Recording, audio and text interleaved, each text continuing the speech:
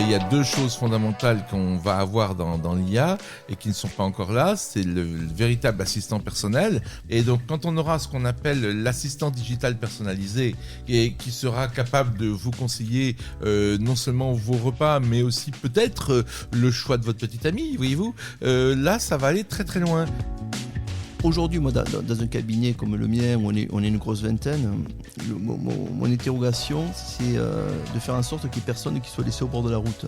C'est-à-dire que j'ai peur que les jeunes générations ou des personnes qui ont de l'appétence au sujet commencent à partir très vite sur cet aspect-là. Aujourd'hui, ma volonté, c'est d'essayer d'embarquer tous mes collaborateurs et pouvoir effectivement répondre aux clients sur ces sujets-là.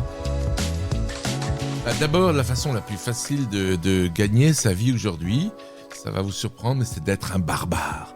Les barbares ont mauvaise réputation. Les barbares, c'est ceux qui ont détruit l'Empire romain. C'est les gens qui arrivent aux marges des empires et qui brûlent tous sur leur passage. Aujourd'hui, les barbares sont pas à cheval aux marges des empires. Ils sont aux marges des marges. Il y a un astéroïde qui s'appelle Psyché, d'accord ? Si on ramène les matières premières qu'il contient, il fait 200 km de diamètre sur Terre, ça fait à peu près, je crois, 180 millions d'euros pour chaque habitant de la Terre, hommes, femmes, enfants, nouveau-nés, etc. Vous parlez d'un revenu minimum universel pour tous, 180 millions d'euros par personne.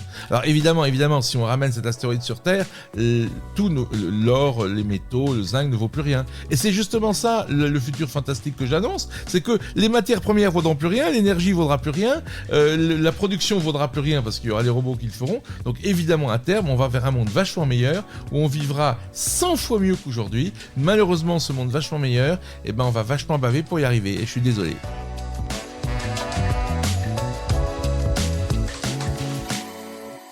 Bonjour à toutes et à tous, bienvenue dans La Voix de l'Expertise. C'est le podcast de l'Ordre des experts comptables d'Occitanie. Ici, chaque mois, on croise les regards de celles et ceux qui transforment l'entreprise à travers les chiffres, mais aussi à travers l'humain. Depuis le lancement de ce podcast, nous avons eu le plaisir de recevoir Dominique Seux, Thomas Porchet, Guillaume Néry, champion du monde d'apnée, sacré personnage, Vincent Clerc ou encore Philippe Boulanger, ancien de chez Apple et inventeur, presque, on peut le dire, du FaceTime qu'on utilise quand même beaucoup aujourd'hui. Alors, un thème vertigineux pour cet épisode et passionnant également, la grande mutation, ce que ça change pour les entreprises et pour la profession comptable. C'est vrai que nous vivons une époque de transformation rapide, on peut le dire. On vit avec l'intelligence artificielle, mais pas que. La biotechnologie, le climat, les nouvelles valeurs sociales, l'intergénération ou même la facture électronique. Autant de ruptures qui bouleversent nos vies professionnelles et le quotidien des dirigeants d'entreprise. Pour parler de tout ça, deux invités au regard complémentaire. Jean Stone, philosophe des sciences, prospectiviste, fondateur de l'Université interdisciplinaire de Paris. Il intervient partout dans le monde. Il nous a fait la confidence de revenir à peine de Berkeley. C'est ça, Jean, vous étiez il y a quelques... à Berkeley, à San Francisco. Voilà, San Francisco, oui, pour ceux qui ne savent pas où c'est Berkeley. C'est donc à San Francisco, Jean, c'est OK. C'est après le Carrefour, c'est ça, on tourne et ensuite direction tout droit et on arrive là-bas. De l'autre côté du Bay Bridge, il ne faut pas prendre le Golden Gate parce que là, c'est vous bouché. Perdez. Ah ouais, non, c'est bouché à cette heure-ci. Donc voilà, Jean, il intervient partout. C'est un conférencier de talent. Il a écrit moult livres. Il a une page Wikipédia, ce qui généralement pose un peu les choses. Vous le voyez notamment chez PSA, L'Oréal, lui-même. Et puis il intervient évidemment auprès des experts comptables. Marc Ciré, lui aussi, est expert comptable et c'est un personnage important car il est vice-président de l'Ordre des experts comptables d'Occitanie. Il est de Perpignan, ce qui est globalement pas très loin de Berkeley, c'est ça ? C'est ça, au milieu. Voilà. Et il nous fait l'honneur d'être ici. Fiscalité, fusion-acquisition, expertise comptable, commissaire aux comptes et conseil en gestion, voilà ses spécificités. Alors Jean, si je reprends l'intitulé de votre livre « La grande mutation, pourquoi votre futur sera extraordinaire », moi je vais vous demander, la plus grande mutation est-elle technologique ? Est-elle sociétale ? Est-elle économique ? Ou bien est-ce que c'est un petit peu tout ça à la fois, Jean ? Oui, c'est effectivement tout ça à la fois, très clairement. Maintenant, tout ça est généré par des mutations technologiques qui génèrent des mutations sociétales, qui génèrent des mutations économiques, qui nécessitent des mutations managériales. Tout ça, ça s'enchaîne. Mais je dirais qu'il y a deux grandes mutations dans la mutation technologique. Il y a d'abord une qui est déjà là depuis 25 ans et on n'a pas forcément remarqué, et elle change les choses, selon moi, aussi incroyablement que l'invention de l'écriture ou de l'imprimerie, c'est simplement les réseaux sociaux. et l'Internet. Et la deuxième chose, c'est évidemment l'intelligence artificielle qui n'est pas encore arrivée. Bon, on la voit arriver, il y a beaucoup de débats là-dessus. Alors, mais pardonnez-moi, mais j'ai vraiment l'impression qu'elle est quand même un peu là. Hein. Oui, mais attendez, vous allez voir, quand elle sera vraiment là, ça va dépoter. Vous savez, Jean, j'ai entendu quelqu'un un jour dans un podcast. Il est ici sur Toulouse à la tête d'une grande agence de communication. Il s'appelle Steve Gallet, il dirige Verywell et il était invité d'un podcast et il nous expliquait que en fait, l'intelligence artificielle, on savait pas tout. En fait, oui. Que globalement, il nous racontait pas tout ce qui allait se passer parce que ça ferait trop peur et que on était déjà en fait dans la génération de vidéos. Qu'est-ce que vous en pensez, Jean, de ça ? Oui, enfin, justement, quand je dis qu'on dit pas tout, c'est parce qu'on n'y est pas encore. Il y a deux choses fondamentales qu'on va avoir dans l'IA et qui ne sont pas encore là. C'est le véritable assistant personnel. Bon, il y a de moins en moins de gens qui ont des secrétaires, mais si vous voulez, aujourd'hui, même ChatGPT ou le meilleur DeepSeek chinois, etc., vous lui dites pas, par exemple, prenez mon exemple, vous lui dites pas, bon, ben voilà, j'ai un colloque à Princeton 20 septembre et un à Berkeley 26 septembre, je veux trouver des hôtels pas chers, un vol pas cher, tu me réserves les voitures, les taxis, etc. Non, ça marche pas comme ça. C'est pas encore ça. Il va vous donner plein de conseils, mais il va pas vous faire le truc. Et donc, quand on aura ce qu'on appelle l'assistant digital personnalisé et qui sera capable de vous conseiller non seulement vos repas, mais aussi peut-être le choix de votre petit ami, voyez-vous, là, ça va aller très très loin. Et par exemple, Gaspard Koenig, qui est un philosophe comme moi, mais qui a écrit un livre passionnant qui s'appelle La fin de l'individu, il parle du nudge. Nudge, ça veut dire pousser du coude. Et en fait, ces intelligences artificielles, elles vont nous pousser du coude en nous influençant des choix de vie. Et à terme, on va leur faire plus confiance qu'à nous-mêmes, parce qu'elles auront tellement performé quand elles vont nous conseiller un restaurant, et après un film, et après une école pour nos enfants, et après, qu'on va peut-être leur faire plus confiance qu'à nous-mêmes. Donc vous voyez que là, on est encore très loin de ce nudge, de cette intelligence artificielle, de cet assistant personnalisé. Voilà, ça c'est déjà une première étape d'intelligence artificielle, mais je ne vous parle pas de la seconde. La seconde, c'est le robot compagnon. Alors là, j'en parlerai demain. Ouh là là. Ok, ou alors on peut très bien aussi en parler un peu plus tard dans cet épisode. On va se faire mettre à mal avec nos épouses, là. Si je vous parle du robot sexuel. Le robot aussi, c'est un petit peu le robot des usines qu'on voit chez Elon Musk, par exemple. Mais si vous voulez, ça, évidemment, on y est. Alors, justement, là aussi, on n'y est pas encore.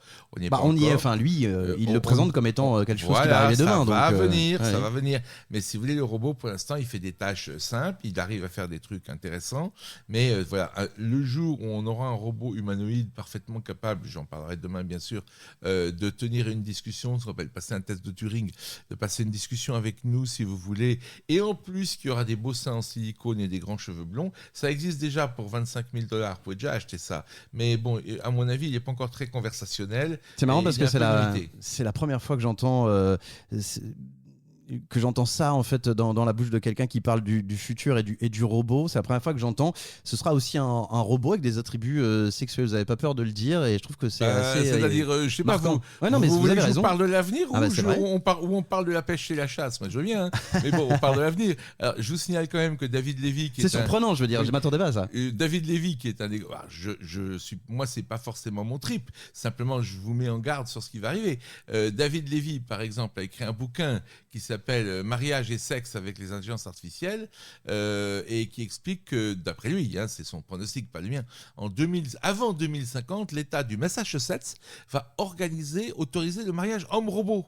Vous avez peut-être aimé le mariage pour tous, et bien ce n'est rien que par rapport au mariage homme-robot. Et il raisonne comme ça, il dit, il y a 200 ans, on ne pouvait pas épouser des gens de sexe, de couleur, de race différentes. C'était complètement interdit. Ensuite, le même sexe, bien sûr. On pense qu'il faut être fou ou ultra fasciste pour penser ça. Maintenant, on autorise le mariage gens du même sexe. Donc, la prochaine étape, c'est le mariage homme-robot. Et ben voilà. Bon, ça, c'est un type qui dit ça. Et après, ça va se faire ou pas, je sais pas. Mais il y a des articles quand même très sérieux dans ce domaine-là, voyez-vous. Lui aussi, il est prospectiviste, c'est ça il est spécialiste en intelligence artificielle, oui. On peut dire ça. Il y a Ray Kurzweil, si vous voulez aussi, qui est très peu connu en France, mais qui est aux États-Unis, États-Unis, il a été directeur de recherche de Google, ce qui est pas rien.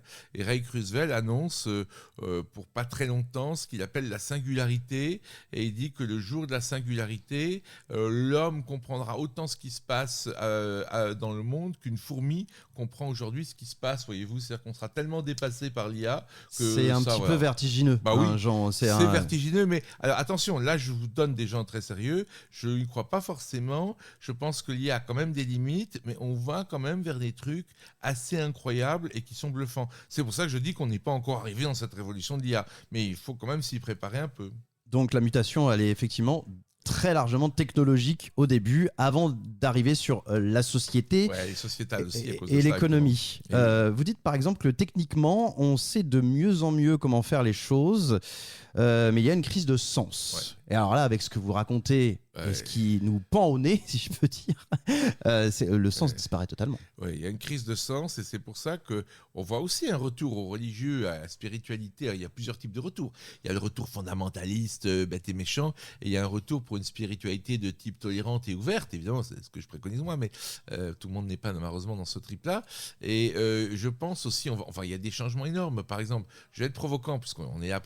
Je prévois la fin totale de la laïcité. La laïcité, c'est mort, c'est enterré, c'est terminé. On est les derniers au monde à défendre la laïcité. D'un côté, il y aura les fondamentalistes de toutes les religions, et d'un autre côté, il y aura des spiritualistes qui vont, pour ce qu'on pourrait appeler New Age, bouddhiste, néo, etc. Mais il y aura des spiritualistes d'un côté et il y aura des fondamentalistes de l'autre. Et au milieu, les gens qui vont être les avocats du bon vieux matérialiste vont disparaître. Pourquoi ?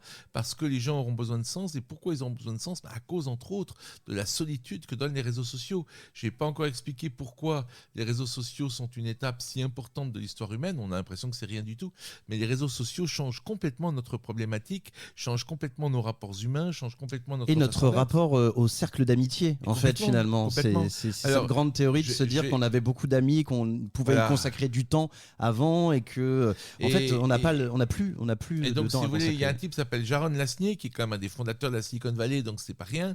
Et ce gars-là, il a fait amende honorable, il a fait un bouquin qui s'appelle 10 raisons de quitter les réseaux sociaux, où il raconte que les réseaux sociaux vous rendent bêtes, méchants, ça crée des conflits, ça occupe du temps de cerveau disponible, etc., etc. Alors, évidemment, moi, je suis un propagandiste des technologies et même de l'IA, mais je suis conscient que, comme toute révolution, il y a le pire et le meilleur. C'est-à-dire qu'on va avoir des grands progrès de productivité, mais on va avoir des gens complètement accros. Je vois déjà aujourd'hui, moi, seulement moi, mais ma femme qui est un peu plus jeune que moi, c'est terrible. Elle est sur son portable 20h sur 24, quoi. Vous voyez, elle dort avec et le soir, quand elle ne peut pas dormir, elle regarde le portable. Alors, imaginez un jeune aujourd'hui de moins de 25 ans, né après l'an 2000, il est complètement différent de gens comme nous trois, même si on est encore relativement jeunes quand même. Dans vos interventions auprès des entreprises, vous racontez quoi donc?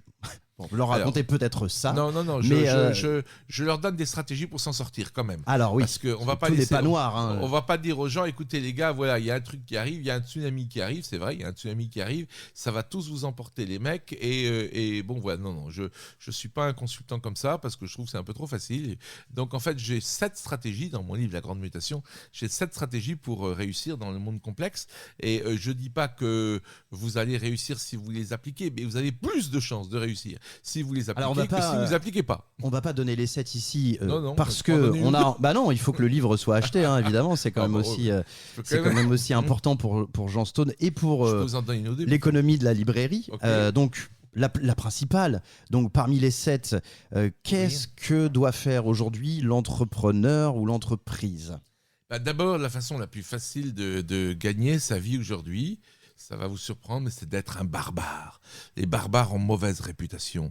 Les barbares, c'est ceux qui ont détruit l'Empire romain. C'est les gens qui arrivent aux marges des empires et qui brûlent tous sur leur passage. Aujourd'hui, les barbares sont pas à cheval aux marges des empires. Ils sont aux marges des marges. Quand il y a des marges, regardez, Uber, c'est le barbare des taxis. Amazon, c'est le barbare du commerce. Airbnb, c'est le grand barbare de l'hôtellerie. Netflix, c'est le barbare du cinéma. Mais partout où vous regardez, il y a des barbares. Tesla, c'est le barbare de l'automobile. Donc, et ces barbares, qu'est-ce qu'ils font ? Ils arrivent avec un nouveau modèle économique. Ils arrivent avec des coûts plus bas.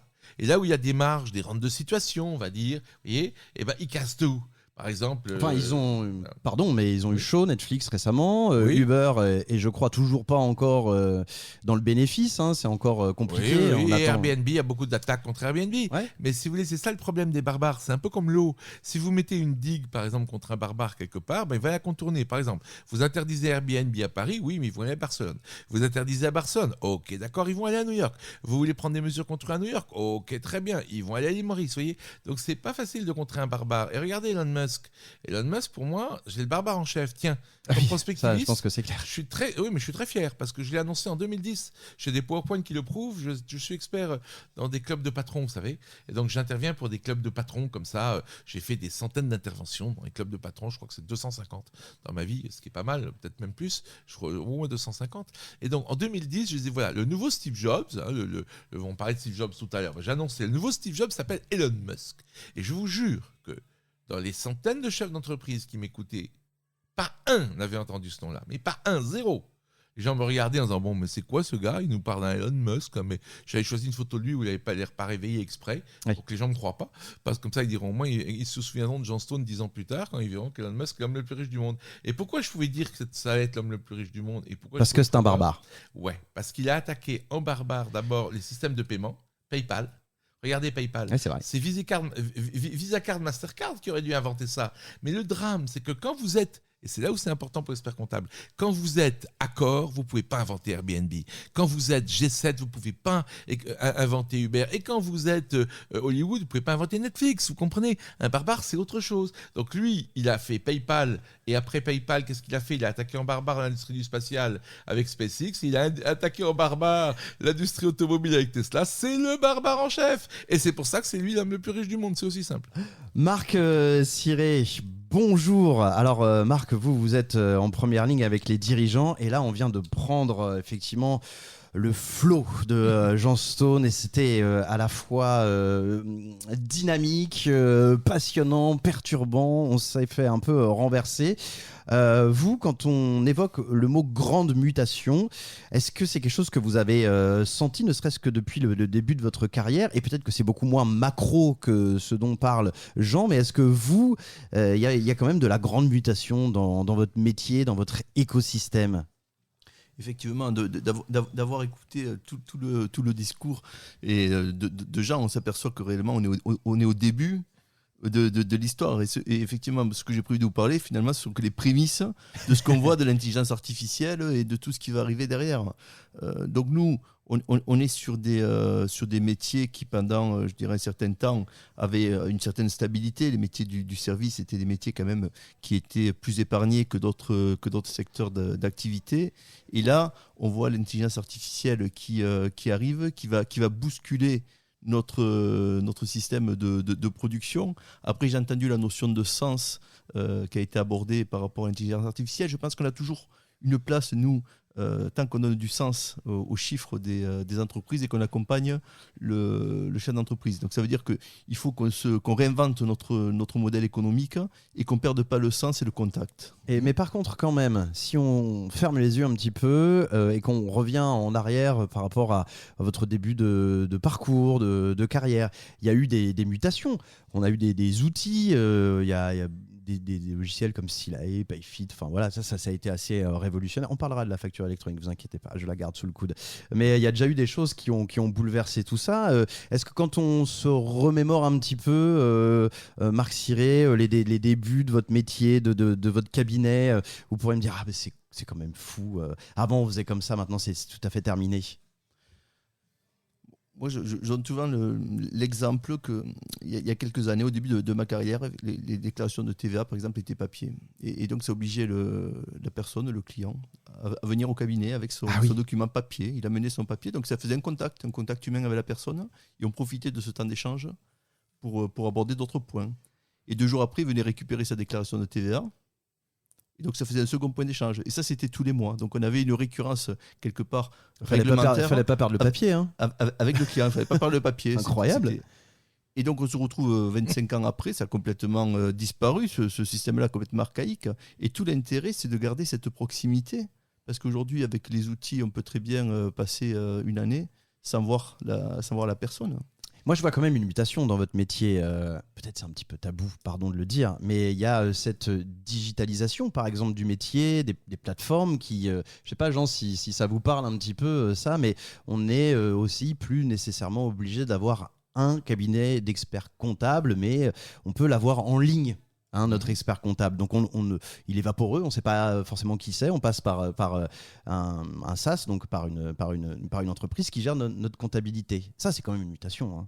Oui, c'est une mutation, mais on s'aperçoit que dans la société, on a besoin de contact humain. Moi, je crois beaucoup en l'humain, à la proximité. Il faut mettre en place des outils qui sont aujourd'hui les outils collaboratifs, travailler, je dirais, intégrer notre système avec celui du client, mais en bout de course, on garde l'humain. Parce que tant que tout va bien, la distance ne pose pas de difficulté. C'est le jour où on a un pépin dans l'entreprise, un pépin dans la transmission, un pépin avec son associé, que là, on est bien content d'avoir un interlocuteur en face pour pouvoir échanger. Donc moi, je crois beaucoup à ça. Jean Stone, ça c'est chimère, c'est ne pas voir la réalité, se cacher derrière quelque chose, ou c'est vrai? Non, moi je suis tout à fait d'accord avec Marc sur l'humain. Je prendrai un parallèle intéressant, je pense, pour l'expert comptable. Il faut toujours faire la pensée parallèle. Vous savez. L'idée, c'est qu'on prend des trucs d'un domaine pour transférer dans l'autre. Vous voyez, c'est un des succès d'Elon Musk. Regardez, il a appliqué dans le spatial, les idées des startups. Personne n'avait jamais imaginé. C'est pour ça qu'il peut faire mieux que la NASA avec 10 fois moins de personnel, mais peu importe. Là, il y a un truc très intéressant pour Marc, c'est les médecins. Ça peut paraître étonnant, on peut dire un expert comptable est un peu un médecin de l'entreprise, mais regardez, dans le domaine des médecins, il est clair qu'aujourd'hui déjà, une intelligence artificielle spécialisée dans la détection des cancers, elle est beaucoup plus performante que les meilleurs médecins radiologues. Pourquoi ? Parce que le meilleur médecin radiologue a analysé dans sa vie peut-être 3000 cancers de différents patients, mais l'IA, elle en a 3 millions. Elle a une base de données de 3 millions d'images de cancéreux. Donc, il est évident qu'elle va être beaucoup plus performante que le médecin. Mais qui voudrait être soigné uniquement par une IA quand on a un cancer ? Moi, je ne connais pas beaucoup de gens. Il y a des fans. J'en connais un. Il y a un avocat qui lutte pour le droit aux robots. Il veut que les robots aient une carte d'identité. Parce que si on vous suit, voilà. C'est juste une acceptation finalement. Et à un moment donné, on pourrait se dire, voilà. Pourquoi pas ? Pas seulement, oui. Mais l'idée, c'est qu'un humain et une intelligence artificielle sont peut-être plus intéressants pour le patient que l'humain tout seul ou l'intelligence artificielle toute seule. Et c'est là où j'en arrive évidemment aux experts comptables et que la même parallèle peut se faire à mon avis dans l'expertise comptable, c'est-à-dire que il est sûr, moi je travaille pour un grand groupe d'édition privée qui a déjà racheté 14 maisons d'édition.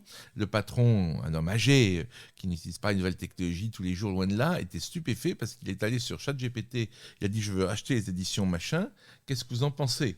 ChatGPT lui a sorti toute la liste, tout l'historique, tout le truc, et il lui a même dit, bon alors pour relancer le truc, voilà 4 propositions pour remettre cette maison d'édition à flot, parce que bien sûr, si vous voulez la racheter, c'est parce qu'elle était en déficit, donc il pouvait avoir pas cher. Bon, il était stupéfait. Donc ça, c'est effectivement quelque chose comme la médecine, qui est déjà là, et qui va se faire de plus en plus. Alors vous allez me dire, oui, ça va enlever la nécessité de faire du conseil, qui était la bouée de sauvetage, j'espère qu'on... non, parce que justement, que j'allais y venir, forcément. Mais c'est évident qu'on a besoin, pour moi, quand on veut se lancer là-dedans, on a besoin de l'avis d'un homme, et je pense que ça, l'avenir, et d'une intelligence artificielle, plutôt que de prendre l'avis d'une IA toute seule ou d'un homme tout seul. Et si vous faites le parallèle avec la médecine, à mon avis, c'est assez éclairant. Voilà. Marc Siré, l'IA dans vos cabinets, ça libère du temps pour le conseil ou pour l'instant, on ne sait pas exactement comment faire de tout ça, donc on ne touche pas beaucoup. Aujourd'hui, on est aux prémices, hein, puisqu'il y a 3 ans, ChatGPT... ça n'a pas commencé, ça n'avait pas commencé. J'arrête pas de vous dire que l'IA, ça n'a pas commencé, même si tout le monde en parle. Ça va arriver. Donc, aujourd'hui, moi, dans un cabinet comme le mien, où on est une grosse vingtaine, mon interrogation, c'est de faire en sorte qu'il n'y ait personne qui soit laissé au bord de la route. C'est-à-dire que j'ai peur que les jeunes générations ou des personnes qui ont de l'appétence au sujet commencent à partir très vite sur cet aspect-là. Et derrière, effectivement... Là, vous parlez de vos collaborateurs aussi. Je parle de mes collaborateurs, okay. c'est ça que je vise. Ouais. Qui partent très vite sur le sujet. Et il y a quand même des garde-fous à avoir par rapport à l'utilisation de l'intelligence artificielle. Et qu'il y en ait d'autres qui restent complètement sur le bord de la touche par rapport à ça. Donc aujourd'hui, ma volonté, c'est d'essayer d'embarquer tous mes collaborateurs et pouvoir effectivement répondre aux clients sur ces sujets-là. Mais la vague qui est devant, elle est beaucoup plus puissante que ça. Ouais. Je rassure aussi, l'IA peut se tromper. Là aussi, je fais de la pensée parallèle. Je ne sais pas si j'aurai le temps de le présenter demain. En pensant, je vais rajouter des slides, mais j'en ai déjà beaucoup pour demain. Il y a un artiste berlinois qui a acheté 99 téléphones portables et les a mis dans une boîte. Et il les a branchés tous sur Google Maps. Et il a traversé un pont sur la Spree, la rivière à Berlin. On le voit, il est tout seul au milieu du pont, parce que les Allemands, c'est des gens beaucoup plus carrés que nous. Donc les Allemands, si vous voulez, ils suivent tous Google Maps, évidemment. Et donc Google Maps l'a dit qu'il y a un énorme bouchon sur le pont, parce qu'en fait, il y a un mec tout seul au milieu du pont, avec 99 téléphones portables dans une boîte, et toutes les bagnoles sont envoyées d'un Berlin sur les autres ponts. Et en fait, il est seul, il n'y a personne sur le pont. Donc ça veut dire qu'on peut flouter, feinter une IA, et que l'IA peut aussi se tromper. Par exemple, là, elle a dévié la circulation de Berlin pour rien, parce que c'était juste 89 téléphones portables dans une boîte, vous voyez. Mais voilà. Ça reste quand même un bon choix de la part de Marc Siré dans son cabinet. Il y a combien de collaborateurs, Marc ? On est une vingtaine. Une vingtaine, d'accord. Donc, il y a l'éléphant dans la pièce, c'est-à-dire des collaborateurs qui, certainement, pour s'aider, en fait, alors, soit pour performer, ou peut-être un peu par fainéantise aussi, bon, on est tous comme ça, c'est notre cerveau, on aime bien aller au plus simple, utilise une IA pour répondre à une question juridique par exemple. Alors qu'est-ce qu'on en fait ? Est-ce qu'on ouvre la porte en disant allez, je vais vous former, on y va, on va être prudent, c'est pas évident. Ça me fait penser à une charte qu'on voulait mettre à l'université, une charte sur l'utilisation de l'IA. Et au fur et à mesure qu'on avançait dans les discussions pour mettre en place cette charte, à la base, c'était une charte pour éviter les triches dans les examens et mesurer les compétences. Ouais, bien sûr. Mais on se dit, les compétences qui vont être valorisées à la sortie des diplômes universitaires, ça va être l'utilisation notamment de l'IA. Donc en mettant une charte qui les bride, est-ce qu'on ne leur tire pas une balle dans le pied ? Oui, donc, la réflexion, c'est est-ce qu'il ne faut pas changer la manière de savoir, sanctionner les études, en fait ? Est-ce oui, que ça, certainement, ça va changer, mais le point clé ici, c'est que ce que je vous ai dit, c'est qu'il faut quand même vérifier ce que fait une IA. Parce que et alors, ça se passe comment dans le cabinet, Marc, du coup ? Parce qu'elle peut dire des conneries, c'est ce que je viens de vous expliquer. Comment ça se passe, Marc, dans le cabinet à Perpignan ? Au niveau de l'IA, donc il y a une utilisation qui peut être faite par des collaborateurs. Souvent, c'est des abonnements qui sont faits quand même à titre personnel. C'est pas des abonnements qui sont payés par la structure. Et on s'en aperçoit quand le mail est trop parfait, quand il n'y a pas de faute. C'est que maintenant, il y a l'IA qui est passée par là. Donc, ce qu'on dit, c'est regardez, attention au niveau des sources que vous utilisez. Ouais. Demandez à l'IA à challenger par rapport aux sources pour s'assurer que ça... Mais c'est surtout le problème, c'est que l'IA peut effectivement se tromper dans... Même des IA, déjà ChatGPT se trompe plus que d'autres parce qu'il ne donne pas ses sources. Il y a des IA comme Claude ou d'autres qui donnent plus de sources et qui sont moins connues, mais même elles peuvent se tromper. Donc c'est ça le problème. C'est-à-dire qu'en fait il faut des fact-checkers. Il faudrait une IA plus tard il y aura peut-être des IA pour checker les IA, mais je pense qu'il faudrait toujours, comme on dit, qu'il y ait un humain dans la boucle parce qu'une IA toute seule peut être beaucoup plus performante, mais elle peut aussi se tromper. Marc ? Moi, je vois que quand je questionne l'IA sur des thèmes que je maîtrise, je m'aperçois des sujets et des précisions à devoir apporter à la réponse. Et quand ce sont des sujets que je ne maîtrise pas, pour le coup, je fais plus confiance à l'IA, ce qui est très dangereux. Exact, tout à fait exact. La grande mutation, c'est le titre de votre livre, Jean Stone. La grande mutation du côté des experts comptables et de la profession, c'est la facture électronique. Beaucoup de dirigeants voient ça, c'est vrai, comme une contrainte, mais aussi, pourquoi pas, comme une avancée technologique. Moi, je vois ça comme une véritable mutation. Alors vraiment, s'il y a un mot concret dans l'expertise comptable qu'on pourrait cacher derrière mutation, c'est cette facture électronique. On n'envoie plus sa facture en PDF. Alors, quid ? C'est vraiment une grande mutation. Ça vous préoccupe à quel point, vous, l'ordre des experts comptables en ce moment? Parce que c'est la dernière ligne droite. Oui, c'est la dernière ligne droite, donc c'est le sujet du moment. Donc ça nous préoccupe à court terme, mais à moyen et long terme, c'est plus les changements liés à l'intelligence artificielle qui sont le sujet. La facture électronique, c'est une mesure qui est quand même fiscale à la base. C'est une réforme fiscale pour la TVA principalement. Et derrière, on s'aperçoit qu'il y a d'autres effets, notamment le coût de traitement d'une facture qui diminue énormément, puisque... Être payé plus rapidement, certainement. Et être payé plus rapidement, ce sont les effets de la facture électronique. Donc ça va modifier notre processus de production, donc notre offre de service, il va falloir se réinventer. Ce qu'on constate, c'est que le métier change plus vite ces dernières années que ce qu'il a changé des années précédentes. Donc ça nécessite d'avoir une capacité d'adaptation de plus en plus forte au niveau de l'organisation, d'être agile. C'est un peu le terme à la mode sur ces sujets-là. Mais aujourd'hui, on a besoin d'agilité dans nos cabinets pour s'adapter à tous les changements qu'on vit, dans la facture électronique, et ceux qui sont devant nous. Un mot, Jean Stone, sur l'avenir. Mais là, attention, l'avenir du métier d'expert comptable. Moi, je vous demande un petit peu de vous mouiller.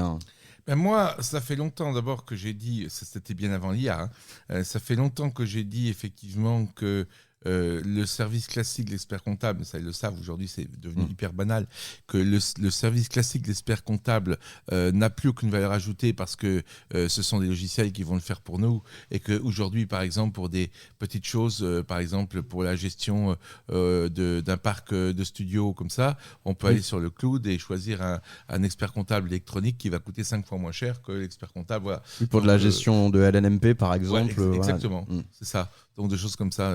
Je dis ça parce que ma femme gère des studios et ben voilà, elle a un expert comptable virtuel comme ça. Alors que ma société à moi, ma société a encore un vrai expert comptable que je vais voir chaque année. Parce que lui, il vous conseille. Voilà, que je vais signer des trucs. Donc le truc, c'est qu'effectivement, il va y avoir, enfin, il y a déjà cette nécessité du conseil, du contact humain, etc. Mais comme je viens de le dire avec mon exemple de la maison d'édition tout à l'heure, même le conseil va aujourd'hui, demain, être entre les mains de plus en plus. Donc c'est là où je dis que ce qui reste, c'est vraiment le côté médecin. Je prédis qu'il restera des médecins parce que personne ne voudra avoir affaire pour sa santé que à des intelligences artificielles, même si elles ont des corps humanoïdes, et ils voudront quand même parler à un vrai être humain. Et je pense que ce sera pareil, et là Marc a raison depuis le début, ce sera pareil pour mais il ne faut pas se leurrer, il va y en avoir certainement aussi des diminutions. Je ne sais pas en quelle nature, mais il va y avoir des diminutions de nombre d'emplois dans le secteur. En tout cas, il vous donne un super slogan, quoi. L'expert comptable, le médecin de votre entreprise. Voilà. Oui, retenez-le, hop, c'est bon, c'est gratuit. C'est gratuit. Ouais, c'est bon, c'est dans le podcast, c'est dans le domaine public, donc pas de droit d'auteur. Je plaisante. Vous êtes d'accord avec ça, Marc? Oui, on est d'accord. Je suis d'accord. Et effectivement, on est obligé de se réinventer. La facture électronique, l'intelligence artificielle. Donc ce qu'on voit, c'est qu'il y a une partie de service qui a plus de valeur ajoutée, effectivement, sur lequel il y a plus de concurrence sur le prix, les prix vont vers le bas, ça s'automatise, donc là, il n'y a plus rien. Là. Donc ça veut dire que la palette de services qu'on fait dans le cabinet, il faut qu'on arrive à l'étendre à d'autres services pour l'entreprise et pas que les services de comptabilité. Et après, derrière, il faut qu'on soit en capacité de traiter de la donnée. Donc ça, c'est des compétences qui sont différentes de l'imputation de factures comptables, mais ça va être une compétence valorisée dans nos cabinets. Et après, il va falloir des profils qui donnent du sens à la donnée et qui ensuite fassent de l'échange par rapport à ça, d'échanges réguliers avec les chefs d'entreprise. Et là, finalement, je reboucle sur mon histoire de TVA du départ avec une facture papier. Il faut qu'on arrive à créer de la récurrence dans les contacts humains. Et à partir de là, je pense qu'on a toujours, comme le médecin, une existence et un intérêt pour le chef d'entreprise. Je suis d'accord avec Marc, c'est d'autant plus important que les réseaux sociaux nous coupent des contacts humains, comme je le disais en commençant. J'allais y venir à la partie justement gestion de l'humain chef d'entreprise. C'est la suite de notre épisode, une partie un peu dialogue croisé, parce que Jean dit que la réalité n'est pas fixe, mais elle est multiple. Voilà. C'est un peu comme les histoires de physique quantique qui nous invitent à se dire que il y a un peu d'incertitude derrière tout ça. Donc si la réalité n'est pas fixe, qu'est-ce que je fais moi quand je suis dirigeant et que je cherche une seule chose, c'est la stabilité. Et alors c'est d'autant plus vrai en ce moment où justement, politiquement, économiquement, on est instable. Alors qu'est-ce qu'on fait ? Comment vous gérez ça, vous Marc, quand vous avez des chefs d'entreprise qui vous disent mais ça va trop vite, ça va trop fort, ça va trop loin, je comprends pas quoi. Dans le changement, il y a des opportunités, donc il faut pas avoir peur du changement. Donc c'est le premier, je dirais, message que je fais passer. Après, pour s'adapter au changement, moi je crois beaucoup à la formation, des équipes, à la formation des clients. Il faut être à la page. La formation des clients, ça oui. J'aimerais qu'on approfondisse. Ça veut dire quoi ? Moi, je suis client d'un cabinet expert comptable. Il va me former à quoi ? En plus, c'est vrai, j'ai un expert comptable. Bien sûr. Après, on s'aperçoit que le client, aujourd'hui, il a des attentes qui vont au-delà de la comptabilité. Donc, effectivement, il y a le conseil comptable, le conseil fiscal, on fait du social, mais souvent, il a d'autres choses. Il peut nous aborder sur des pratiques liées à des normes propres à son activité. Ou le patrimoine. À des normes en qualité. Le patrimoine, ça reste encore dans le scope de notre travail. Mais il y a les enjeux, tout ce qui est la durabilité, les nouvelles normes environnementales. L'entreprise est un peu perdue sur ces sujets-là et on est sollicité un peu comme le médecin généraliste. Moi j'ai ce problème-là, on me demande de reporter par exemple de l'extra-financier, je ne sais pas par quel bout prendre le sujet, est-ce que vous pouvez nous accompagner là-dessus ? Et aujourd'hui, on peut pas se retrancher en disant non, mais moi je suis juste là pour vous accompagner sur la tenue de comptable et la saisie aux factures. Ça veut dire qu'il faut peut-être s'entourer dans des cabinets aussi d'experts comptables avec une spécialisation vraiment affirmée. Ça... Moi, je pense qu'il y a la pluriprofessionnalité, c'est-à-dire qu'il faut être en capacité de dire bon voilà, tu as ce problème-là, moi j'identifie dans ma structure, j'ai telle compétence qui peut effectivement le faire, mais si j'ai pas la compétence dans ma structure, voilà. Les spécialistes des sujets ou les gens, le réseau, que se constitue un réseau de compétences autour de soi pour accompagner chaque entreprise et le former sur ces problématiques-là. Jean Stone, qu'est-ce que vous en pensez, vous ? Mis à part le fait que des robots vont arriver, régler tout ça, mais c'est dans quelques années. La question que vous avez posée est complexe. C'est-à-dire, faut-il avoir un généraliste spécialisé, c'est-à-dire en fait quelqu'un qui est capable d'intervenir dans plein de domaines différents, mais qui les connaît moins qu'un super spécialiste, ou est-ce qu'il faut avoir des super spécialistes dans les domaines très pointus ?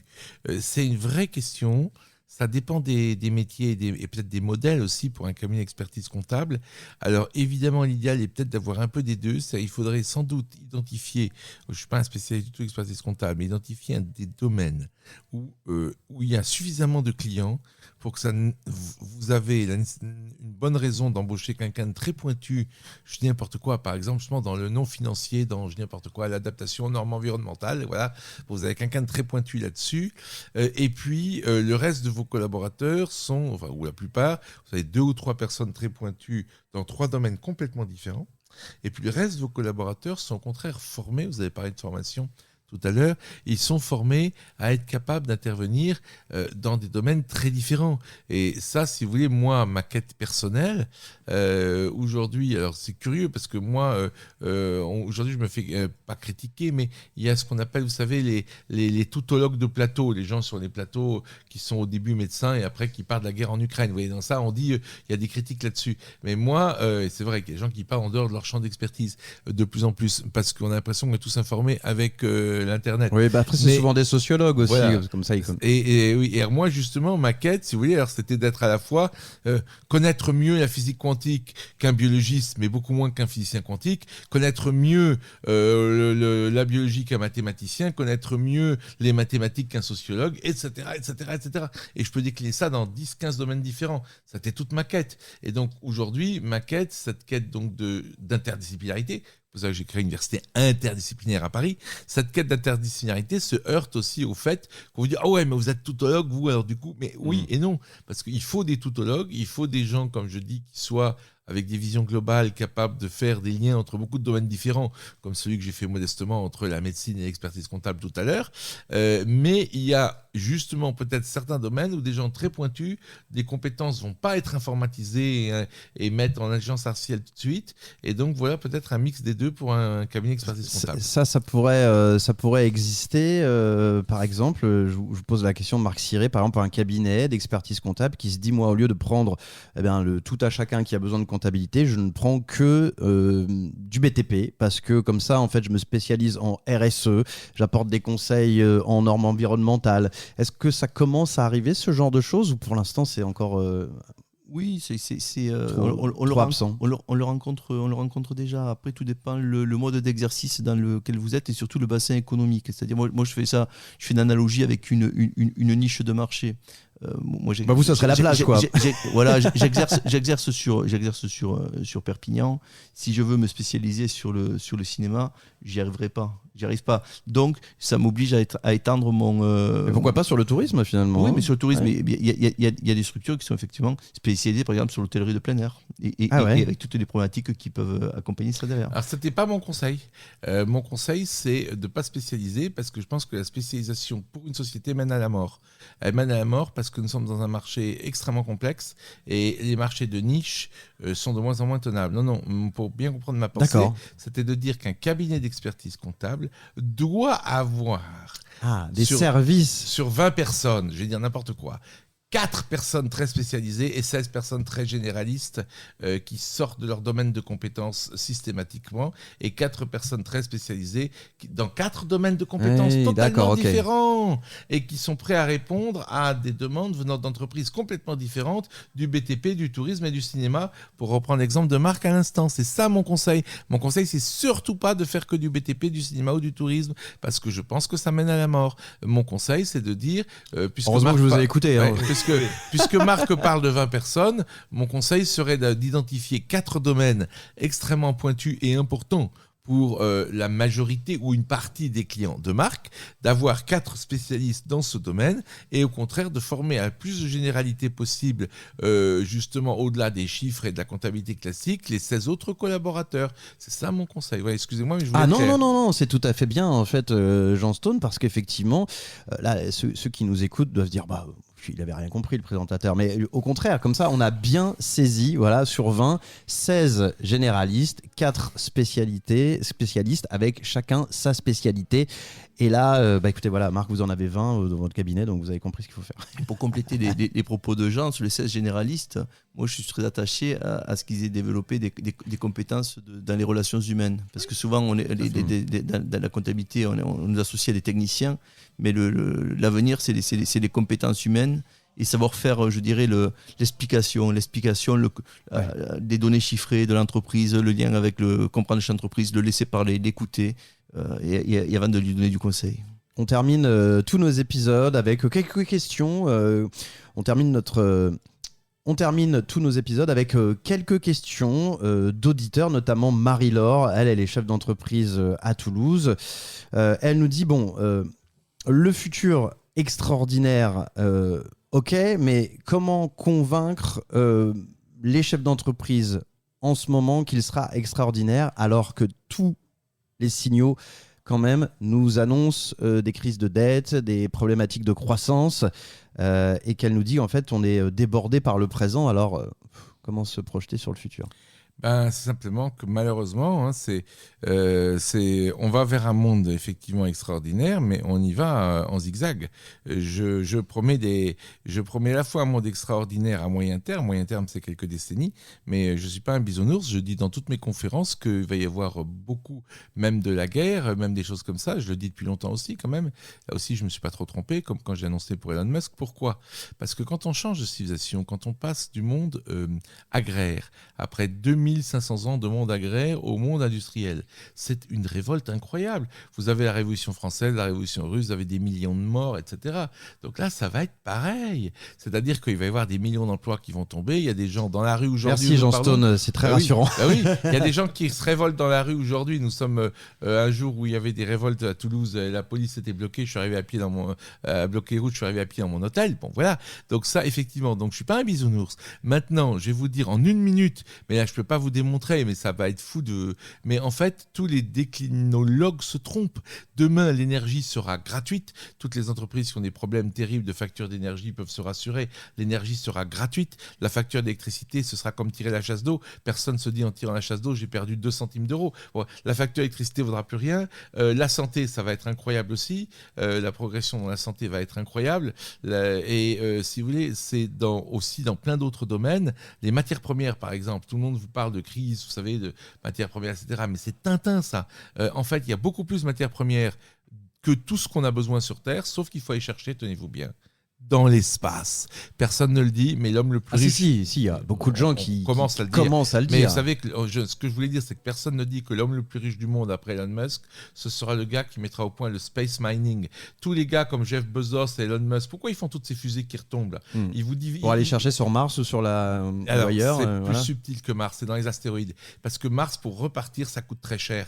Parce que c'est une planète. Ouais. Mais un astéroïde, ça coûte 0. Parce qu'il y a la gravité, c'est une force très faible. Il y a un astéroïde qui s'appelle Psyche, d'accord. Si on ramène les matières premières qu'il contient, il fait 200 km de diamètre sur Terre, ça fait à peu près, je crois, 180 millions d'euros pour chaque habitant de la Terre, hommes, femmes, enfants, nouveau-nés, etc. Vous parlez d'un revenu minimum universel pour tous, 180 millions d'euros par personne. Alors évidemment, si on ramène cet astéroïde sur Terre, l'or, les métaux, le zinc ne vaut plus rien. Et c'est justement ça, le futur fantastique que j'annonce, c'est que les matières premières ne vaudront plus rien, l'énergie ne vaudra plus rien, la production ne vaudra plus rien parce qu'il y aura les robots qui le feront. Donc évidemment, à terme, on va vers un monde vachement meilleur, où on vivra 100 fois mieux qu'aujourd'hui. Malheureusement, ce monde vachement meilleur, on va vachement baver pour y arriver. Et je suis désolé. Je ne peux pas dire le contraire. C'est marrant parce qu'on a aussi Ludovic qui est lui dans le BTP à Pézenas et qui nous dit justement quels sont les investissements prioritaires à faire vraiment dès maintenant pour ne pas rater le train de la grande mutation. Marc, par exemple, qu'est-ce que vous conseillez à vos clients qui sont chefs d'entreprise en top priorité, c'est quoi? Je suis pas sur détourner des astéroïdes pour les matières premières, donc faites un effort quand je même. réponds à la personne de Pézenas, à l'entrepreneur de Pézenas.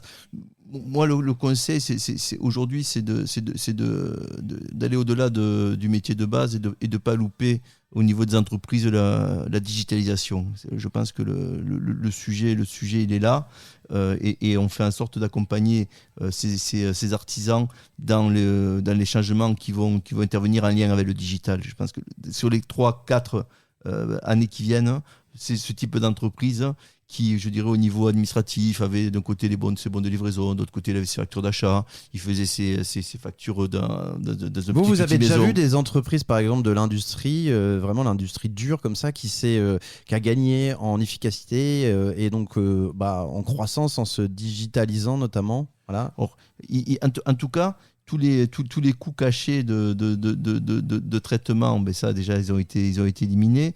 Et aujourd'hui, on voit des entreprises qui sont en avance sur tout ce qui est notamment les Power BI et qui font parler la data interne de leurs différents systèmes d'information.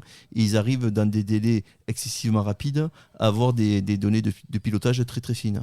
Et je pense que il faut que ça descende au niveau de l'entreprise de BTP de Pézenas. Ouais, le pilotage, c'est la clé, vous avez raison. Moi, j'ai une réponse pour l'entreprise de BTP de Pézenas. Et c'est pour vous montrer que la réponse, elle est différente en fonction de chaque entreprise. Donc, on ne peut pas répondre. Mais c'est là où ça sert d'avoir, par exemple, je suis sûr que notre ami à Pézenas ignore le brevet d'un architecte belge qui a été le prix du meilleur brevet européen de l'année il y a 2-3 ans. C'est du béton vivant. C'est-à-dire qu'il a inséré des bactéries qui vivent 50-60 ans dans de la roche volcanique. Ça marche déjà. Il les a insérées dans le béton. Ce béton est donc vivant avec des bactéries qui dorment. Quand le béton est fissuré, l'eau de pluie rentre dedans, réveille les bactéries qui Et la produisent fissure disparaît. Évidemment. Et donc le fameux pont qui s'est effondré en Italie, là, s'il a été fait avec un béton comme ça, il ne se serait pas effondré, il n'y aurait pas eu 20 morts. Et bien à Pézenas, on peut avoir, le gars, il trouve un béton qui est vivant et il propose à la mairie de construire un supermarché qui va s'auto-réparer pendant les 50 prochaines années. Voilà, c'est ça le progrès. Et oui, dans tous les domaines, c'est comme ça. Je peux vous trouver un truc dans chaque domaine qui existe. Par exemple, même pour le béton, alors que je suis vraiment pas spécialiste.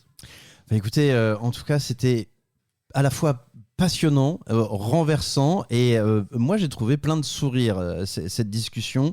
Impossible de dire ce que sera le métier d'expert comptable dans 20 ans, parce que peut-être que ce qu'on a en tête dans 20 ans, ça va se passer dans 5 ans, ou peut-être finalement dans 40 ans, parce que le zigzag, il est là. Ça, c'est d'une grande sagesse. Je suis un prospectiviste nouvelle vision du monde, et dans la nouvelle vision du monde, je n'annonce jamais de date, parce que je peux vous dire vers où on va, mais le gars qui vous dit quand est-ce qu'on y va, c'est un escroc, parce que justement, on voit bien les grandes tendances, on voit bien, ça fait quand même un paquet d'années que je parle de l'IA, moi je n'ai pas attendu qu'on ChatGPT, parce que je suis prospectiviste, mais je peux absolument pas vous dire quand est-ce que ça va vraiment s'implanter, parce que justement dans ce monde tellement complexe, on voit les grandes tendances, mais on peut absolument pas vous dire en 2038 le métier d'expert comptable, non, ça personne ne peut vous le dire. Mais quand même, est-ce qu'on pourrait demander à Jean Stone si le Bitcoin va encore augmenter ? Voilà. Qu'est-ce qu'il en pense, Jean Stone ? Attention, j'en ai un peu. Hein, donc, oui, bien sûr. J'en ai eu moi-même. Moi, je l'ai vendu il y a longtemps parce que je ne cherchais pas forcément le profit. C'est peut-être une erreur. J'avais vendu quand il était peut-être, 30 000 euros et aujourd'hui, il est à 100 000. C'est ça. Mais c'est un placement très spéculatif, mais qui devrait figurer dans les portefeuilles, effectivement. Maintenant, il faut juste savoir que c'est très spéculatif. Alors, si vous voulez techniquement savoir, il y a un truc qui s'appelle le halving du Bitcoin. Et donc, en fait, il faut acheter, il faut attendre une baisse. En fait, comme c'est instable, il faut acheter après une forte baisse et quand on n'est pas trop loin de ce qu'on appelle le halving, parce que dans le halving, le prix du Bitcoin, le Bitcoin devient plus rare à créer, enfin, c'est une technique, et donc le prix du Bitcoin augmente de façon, je dirais, si je le dis, c'est pas uniquement pour nos portefeuilles, mais aussi parce que certains États se disent, la réserve fédérale américaine se demande si... Donald Trump. Pourquoi pas, mais certains pays... Donald Trump a créé son Bitcoin. Ouais. Si vous en pensez de tout ça, Marc Siré Bon, moi, de l'entretien qu'on a là, effectivement... Oui, pas du Bitcoin. Hein. Le côté prospectiviste de Jean me laisse penser que ce que j'entrevois aujourd'hui de l'IA, c'est des vaguelettes. Ouais, c'est des vaguelettes par rapport à ce qui arrive devant. Je confirme. Donc on est en train d'essayer de stabiliser le bateau sur des vaguelettes, mais il faut peut-être aller au-delà de ça et se mettre en capacité d'absorber ce qui arrive devant. Et voilà. Chez l'Ordre des experts comptables d'Occitanie, c'est une réalité, donc on forme, on est attentif à ça, on est curieux parce qu'on va terminer là-dessus. La grande mutation, c'est une réalité, c'est peut-être aussi une promesse, mais en tout cas, pour pas tout louper, il faut être curieux de tout ça et voilà, ne pas laisser le train passer. Vous formez, vous avez des gens qui réfléchissent à l'avenir de la profession, aux outils. Voilà. On voit que les cycles sont de plus en plus rapides, les changements sont de plus en plus rapides. Donc, au niveau de la structure, il ne faut pas être trop lourd. Donc, cette notion d'agilité, il faut se former et que les clients aussi soient formés par rapport à tout ça. Et après, moi je pense que la porte de sortie, ça restera donner du sens, on l'a abordé, donner du sens.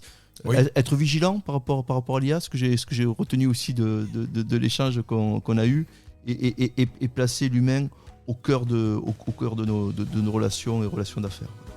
C'était La Voix de l'Expertise, un nouvel épisode de notre podcast de l'Ordre des experts comptables d'Occitanie avec Marc Siré, vice-président de l'Ordre des experts comptables d'Occitanie, et Jean Stone, dont on peut retrouver bien sûr les nombreux ouvrages en librairie, mais le dernier en date, c'est celui-là, voilà, c'est La Grande Mutation, donc on peut l'acheter un petit peu partout, parce que dans le bouquin, évidemment, on effleure dans le podcast, mais dans le bouquin, il y a les fameuses 7... pour s'en sortir. Il y a les 7 stratégies pour s'en sortir. Donc voilà, on sait que maintenant vous faites barbare, mais j'imagine qu'il y en a d'autres. Et donc on les découvrira en achetant évidemment le livre. Et au plaisir peut-être de continuer une discussion dans un autre épisode, pourquoi pas, de cette série La Voix de l'Expertise. Vous la retrouvez bien sûr sur Spotify, Deezer, Apple Podcast et sur le site de l'Ordre des experts comptables d'Occitanie. N'oubliez pas de suivre et de partager, de mettre également 5 étoiles. Merci à vous deux. En tout cas, c'était un plaisir. On est parti très loin dans l'espace. Merci à vous. Très bonne interview. Je vous remercie. Plaisir partagé. Merci.